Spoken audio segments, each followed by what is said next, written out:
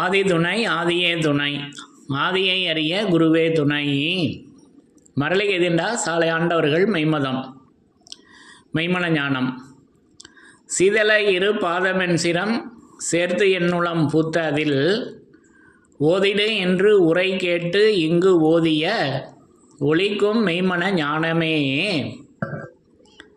எல்லோருக்கும் நமஸ்காரம். இவ்விரிபுவன வேதமாமரைகளின் அதிகாரண செழுங்கலை கருவூலத்து ஆண்டவர்கள் திருவாயுரை விரிப்பு.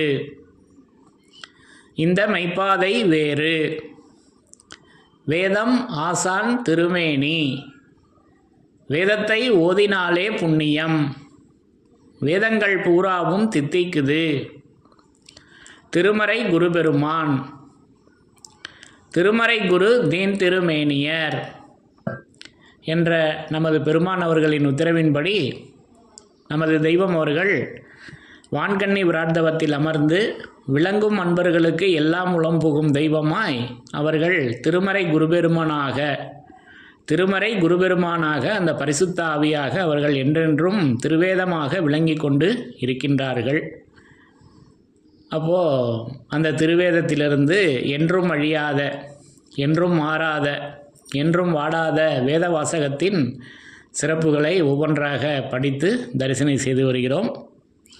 அதன்படி இந்த பதிவிற்காக நான் எடுத்துக்கொண்ட திருவாக்கியம் நம்முடைய திருவருட்குரல் ராஜகம்பீர பிரசங்கம் திருவாக்கியம் எண் 290. அந்த திருவாக்கியத்திலிருந்து மீண்டும் ஒரு பகுதியினை எடுத்துக்கொண்டேன். இந்த இடத்துல இந்த திருவாக்கியத்தில் அந்த அழியாதது, அப்போ இந்த உடலானது அழியும், ஆனால் நித்திய பொருளான உயிர் அழிவதில்லை. அப்போ உயிரானது அழியாததாக இருக்கிறது. அந்த அழியாத உயிர் எப்படி இருக்கிறது என்பதை, அதனுடைய பரிணாம வளர்ச்சியினை நமது தெய்வம் அவர்கள் இங்கே இந்த திருவாக்கியத்தில் எடுத்து உரைக்கிறாங்க. அதை மிக மிக எளிமையாக படித்து தரிசனம் செய்யலாம். கசப்பு இறுதி நேரம் கண்டுவிடிலோ கடுநரக கொடியோன் என்று ஊதூது சங்கே, சாதி மானுக்கு ஓர் சொல்லிதே ஓர் சொல் சாதி மானுக்கு ஓர் சொல்லிதே போதும் போதுமே, சண்டாளருக்கு 1000 தான் சொன்னாலும் எங்கே. இது ஓர் சொல் என்றால் ஒரு சொல்லா? உன்னுடைய ஜீவிய காலத்திற்கே செய்கின்ற திருப்பணியையும் அதனால் வரும் பிரயோஜனமாகிய கற்பாந்த கோடி காலம் அழியாத வாழ்விற்குரிய செயலையும் குறிக்கின்ற வார்த்தையே அது என்று நமக்கு திருவருட்குரல் திருவாக்கியம் எண் 290, பக்கம் எண் 225. பக்கம் எண் எதில் வருது? 225வது பக்கத்தில் இந்த ஞானச்சங்குல வருகின்ற பாடல்களை எடுத்து காமிச்சு அதன் விரிப்பில் அந்த என்றும் அழியாதது எப்படி இருக்கிறது என்பதை நமது தெய்வம் அவர்கள் அந்த அருளர்ஷிப்பை எடுத்து வழங்குறாங்க.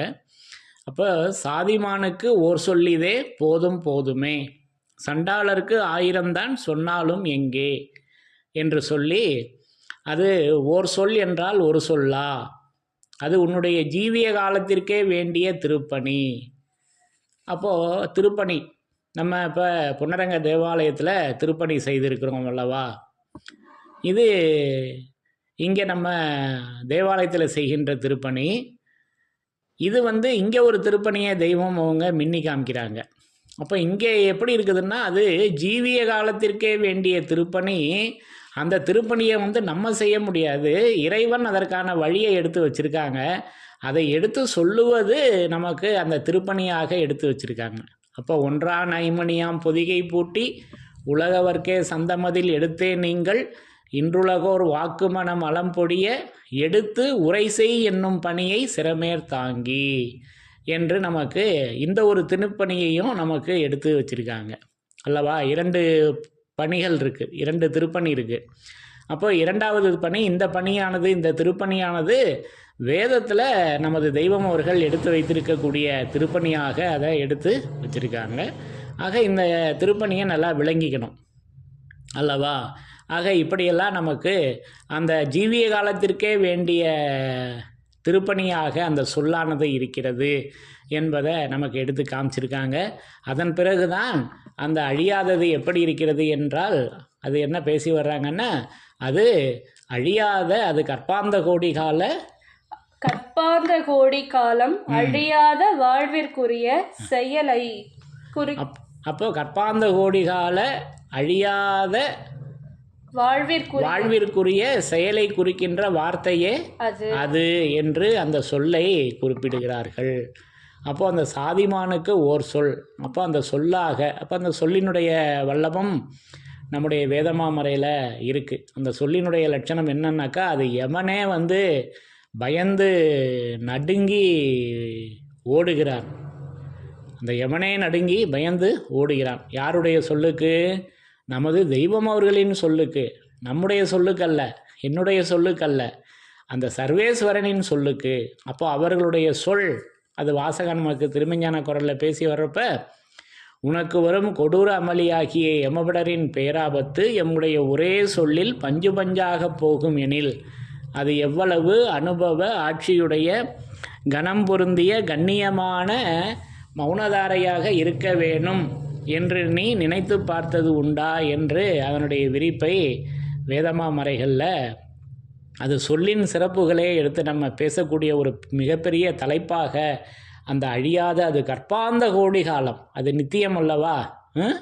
அது நித்தியமாகி அந்த கற்பாந்த கோடிகால அழியாத வாழ்விற்குரிய அந்த செயலை குறிக்கின்ற வார்த்தையே அது மௌனதாரையாக, அது செயல் என்பது அது நமக்கு வேதமாமறையில் எடுத்ததுமே கொடுத்துட்டாங்க அல்லவா?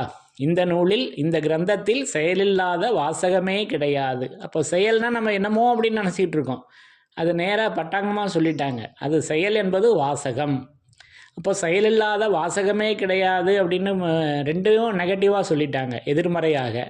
அப்போ அதனுடைய பொருள் அது நேர்மறையாக எடுக்கிறப்ப அது வாசகம்தான் செயலுடையதாக இன்றைக்கு அந்த திருமறையாக நமக்கு அந்த என்றும் அழியாததை இப்படி நமக்கு இந்த திருவாக்கியத்தில் வழங்கியிருக்கிறார்கள் என்பதை இப்படி நான் விளங்கி கொண்டேன் என்று கூறி, என்றும் அழியாத, என்றும் மாறாத, என்றும் வாடாத வேத வாசகத்தின் சிறப்புகள் தொடரும். தலைவன் தன்னை அறிந்தவனே குலத்தோன் என்று திருவேதம் உமக்கு உரைக்கச் சொன்னது எம்மை. என்றும் அழியாத வேத வாசகத்தின் சிறப்புகள் தொடரும். எல்லோருக்கும் நமஸ்காரம்.